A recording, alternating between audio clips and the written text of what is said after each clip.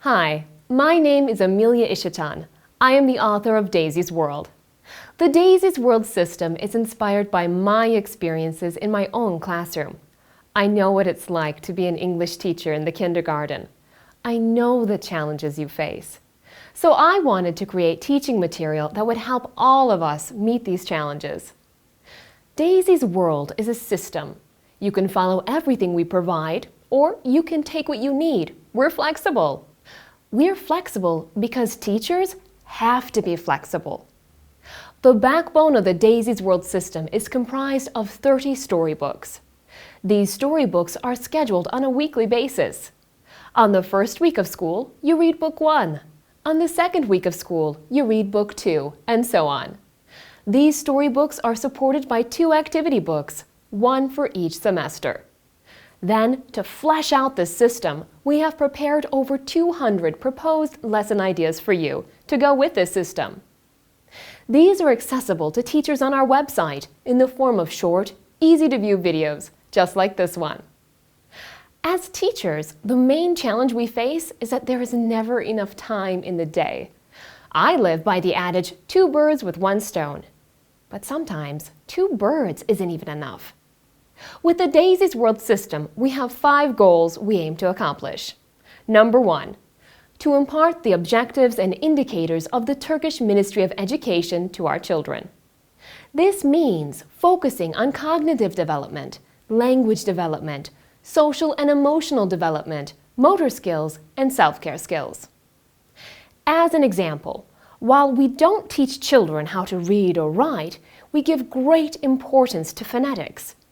All of our characters have phonetically similar names, such as Ryan, the rhino. Being able to differentiate sounds is a language development objective of the Ministry of Education. Another example, being able to express how you feel or how others feel in negative situations are social objectives of the Ministry of Education. And we address these issues in our storybooks. Number 2, to give children meaningful exposure to the English language. What do I mean by meaningful exposure? Well, the most frequently used word in the English language isn't a color. It isn't an animal. It is the word the. In fact, the top 25 words in the written English language are words like of, and, a, to, is, in, for, and other itty-bitty words.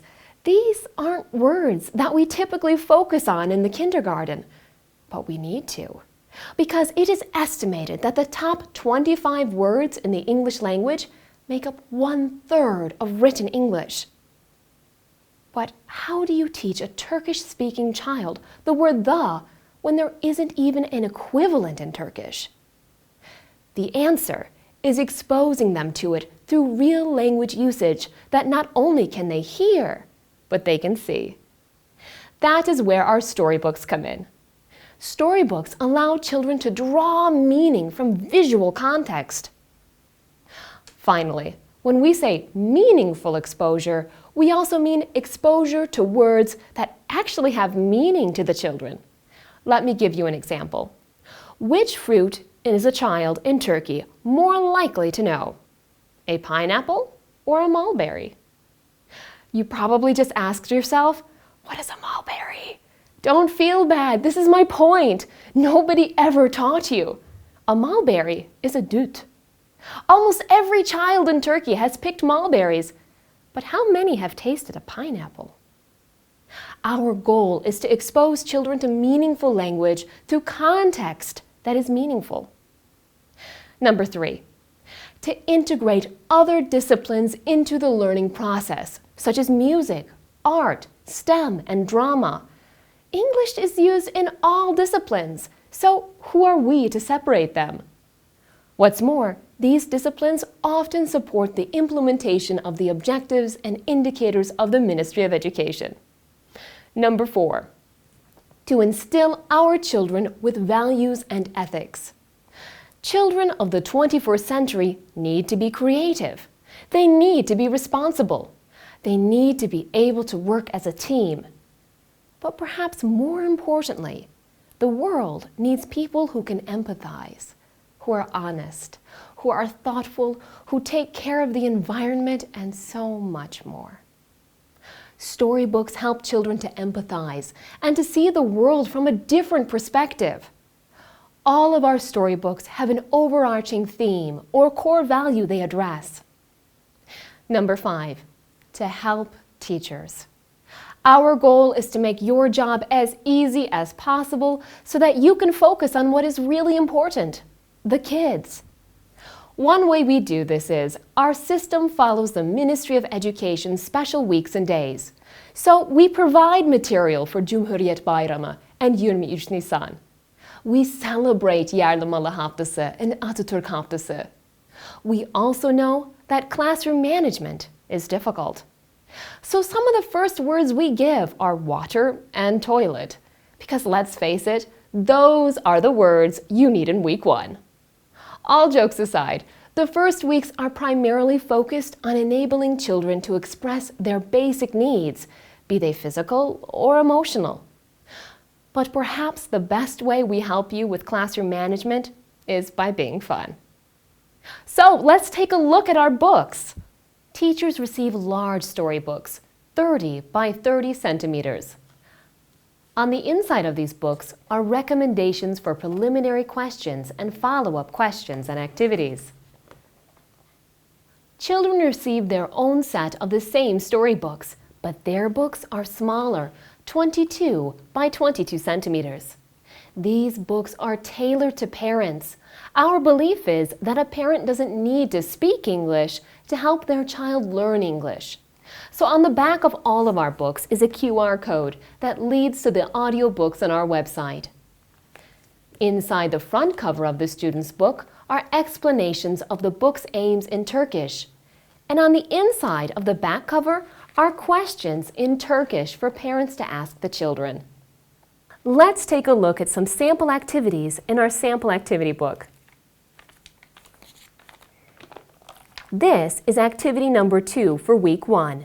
The aim is to teach the word toilet. Children decorate this toilet pass, cut it out, and wear it as a necklace when they want to use the toilet. Note the speaking prompts suggested for teachers. Toilet, please. Can I go to the toilet? This is activity number 1 for week 3. The aim is to help children express how they are feeling. The children cut out these emojis and paste them to popsicle sticks. Note the speaking prompts suggested for teachers. How do you feel? I feel happy, sad, angry, sick, scared, tired. Let's look at a phonetics activity. This is week 4, activity 3. Turkish children often confuse the k sound with the g sound. Point in case, sometimes we say Ankara instead of Ankara. This activity focuses on differentiating the k sound from the g sound. Look, circle the different sound. K.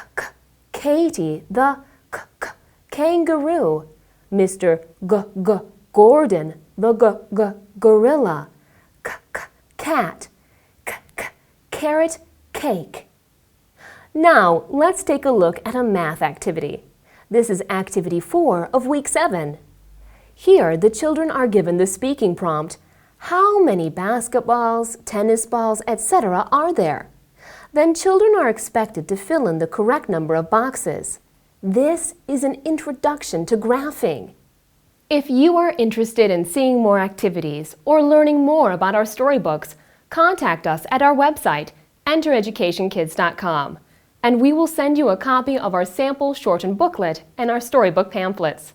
We look forward to hearing from you.